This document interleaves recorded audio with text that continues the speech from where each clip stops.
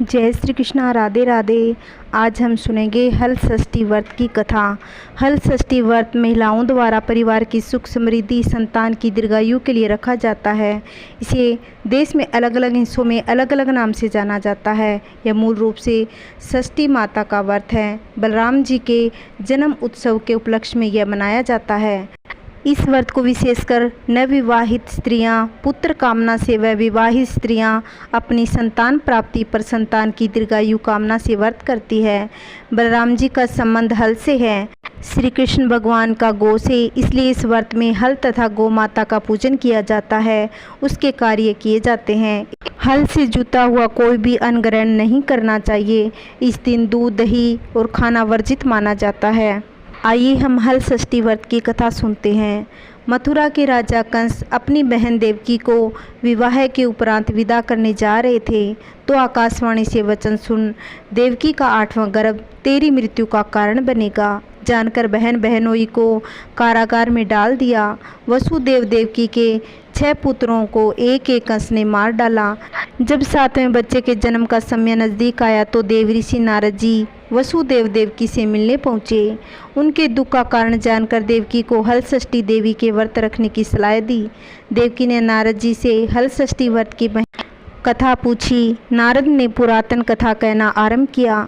चंद्रवत नाम एक राजा हुआ जिसको एक ही पुत्र था। राजा ने राहगीरों के लिए एक तालाब खुदवाया किंतु उसमें जल न रहा, सूख गया। राहगीर उस रास्ते गुजरते हुए सूखे तालाब को देखकर राजा को गाली देते थे।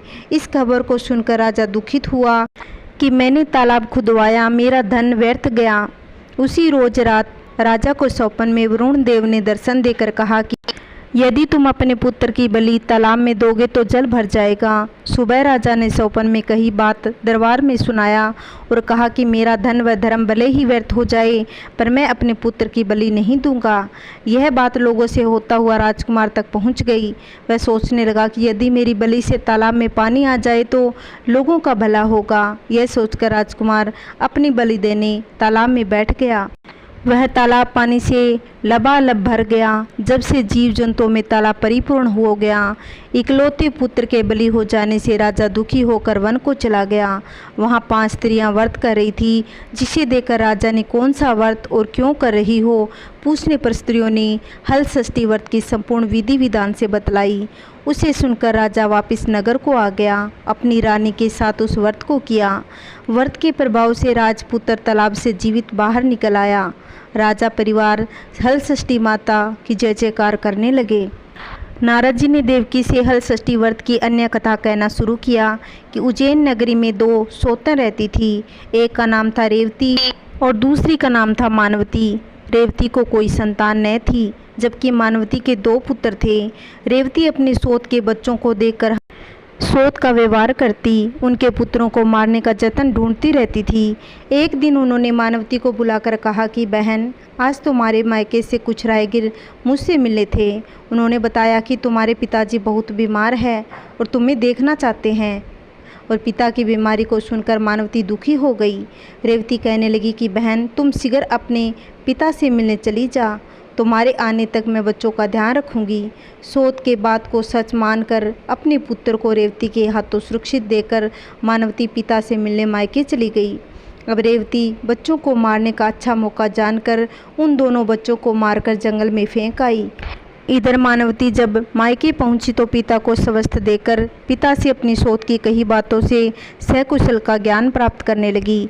अब मानवती के माता पिता ने अनहोनी के संदेह से पुत्री को जाने को कहा, किंतु मानवती के माता ने कहा कि पुत्री, आज हल षष्ठी माता का व्रत का दिन है।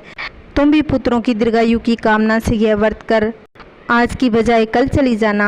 माता की सलाह मानकर मानवती पुत्रों की स्वास्थ्य कामना के लिए हल षष्ठी माता का व्रत धारण कर दूसरे दिन अपने घर जाने को निकली। रास्ते में वही जंगल पड़ा। वहाँ अपने बच्चों को खेलते देख उनसे पूछती है कि तुम लोग यहाँ कैसे आए। तब पुत्रों ने बताया कि आपके चले जाने के बाद हमारी दूसरी माता रेवती ने मारकर यहाँ फेंक दिया। तभी एक दूसरी स्त्री ने हमें फिर से जिंदा कर दिया। अब मानवती समझ गई थी कि यह सब माता हलषष्ठी की कृपा से संभव हुआ है। माता की जय जयकार करती हुई घर आ गई और नगर में मानवती के पुत्रों को पुण्य जीवित देख माता हलषष्ठी की महिमा जानकर सभी स्त्रियां हलषष्ठी का व्रत करने लगी। नारद जी ने देवकी से हलषष्ठी व्रत की और कथा कहने को कहा। नारद जी ने देवकी से हलषष्ठी व्रत की और कथा कहना आरंभ कर दिया। दक्षिण में एक सुंदर नगर और वहाँ एक बनिया अपनी भार्या के साथ रहता था। दोनों पति पत्नी स्वभाव से बहुत अच्छे व संस्कारी थे। बनिया की पत्नी गर्भवती होती संतान को जन्म देती थी, किंतु भाग्यवश उसके संतान उस समय उपरांत मर जाती थी। इस प्रकार एक एक करके बनिया की पत्नी 6 संतान मृत्यु को प्राप्त हो गई। इस कारण दोनों पति पत्नी बहुत दुखी होकर मरने के उद्देश्य से वन की ओर चले गए। वहाँ जंगल में एक साधु से उनकी भेंट हुई। उन्होंने साधु से अपनी व्यथा कह सुनाई। साधु ने ध्यान लगाकर देखा कि बनिया के संतान कहाँ है। साधु ध्यान से यश कुबेर वरुण इंद्र आदि लोक में ढूंढा, किंतु जब वहाँ बनिया के बच्चे नहीं दिखे तो साधु ब्रह्मा लोक को गए। वहाँ साधु ने बनिया के सारे संतान को देकर उन्हें अपने माता पिता के पास लौटने का आग्रह किया। बच्चों ने वापस लौटने से मना करते हुए कहा कि हे मुनिवर, इससे पूर्व हम कई बार जन्म ले चुके हैं। हम किस किस माता को याद कर उसके पास जाएं? हम जन्म मृत्यु और गर्भ के चक्कर से मुक्त हैं, अतः अब नहीं जाना चाहते। तब साधु ने बनिया को दीर्घजीवी संतान प्राप्ति का उनसे उपाय पूछा।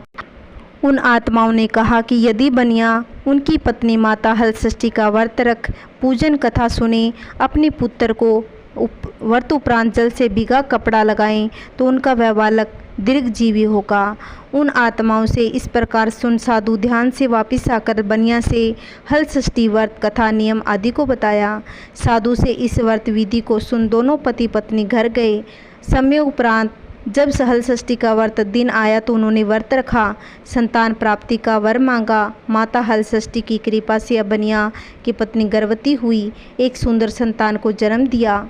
अब माता की कृपा से उनके संतान दीर्घ आयु प्राप्त हुआ। बनिया का परिवार प्रसन्नतापूर्वक जीवन यापन करने लगा। एक नगर में 2 स्त्रियां रहती थी। दोनों एक ही परिवार की थी और रिश्ते में देवरानी जेठानी लगती थी। देवरानी का नाम सलोनी था, जो बड़ी ही नेक, सदाचारिणी तथा दयालु थी। जेठानी का नाम तारा था, वह स्वभाव से बड़ी दुष्ट थी। एक बार दोनों ने हलछठ का व्रत किया। विधिवत पूजन इत्यादि के बाद शाम को दोनों भोजन के लिए थालियां परोसकर ठंडी होने के लिए रखकर बाहर बैठ गई। उस दिन सलोनी ने खीर तथा तारा ने मेहरी बनाई थी। अचानक 2 कुत्ते उनके घर में घुसे, भोजन खाने लगे। अंदर से चप चप की आवाज़ आई तो दोनों अपने अपने कक्ष से भीतर जाकर देखने लगी।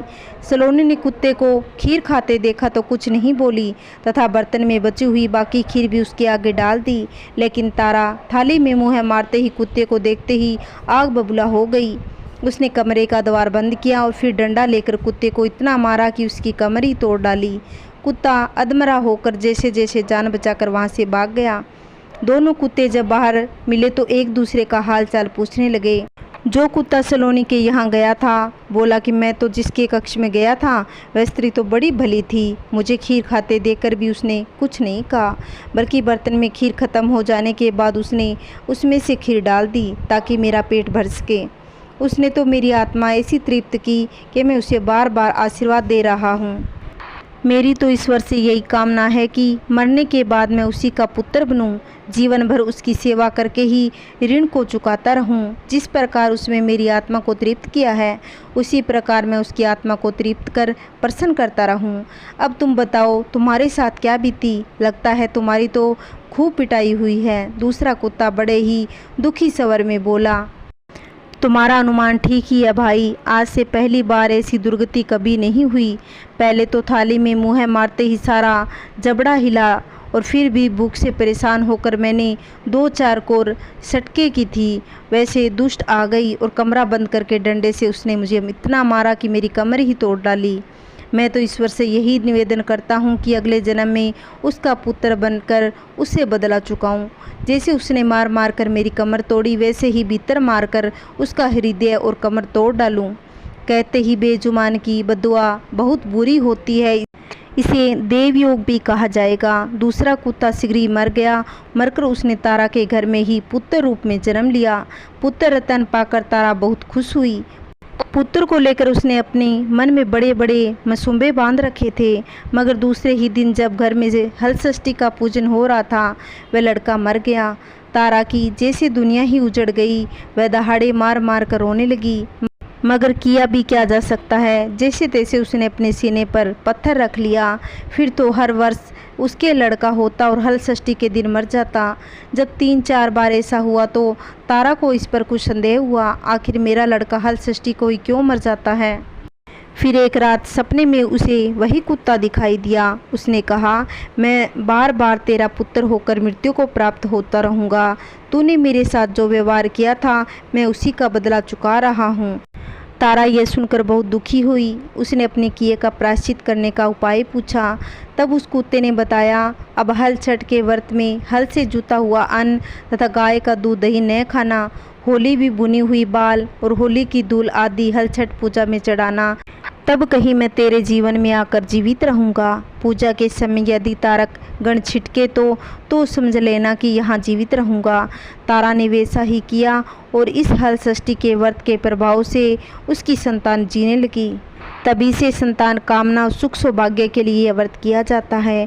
बोलिए छठ माता की जय। अगर मेरी कहानी आपको अच्छी लगी हो तो लाइक, शेयर, कमेंट, सब्सक्राइब ज़रूर करना। जय श्री कृष्णा। राधे राधे।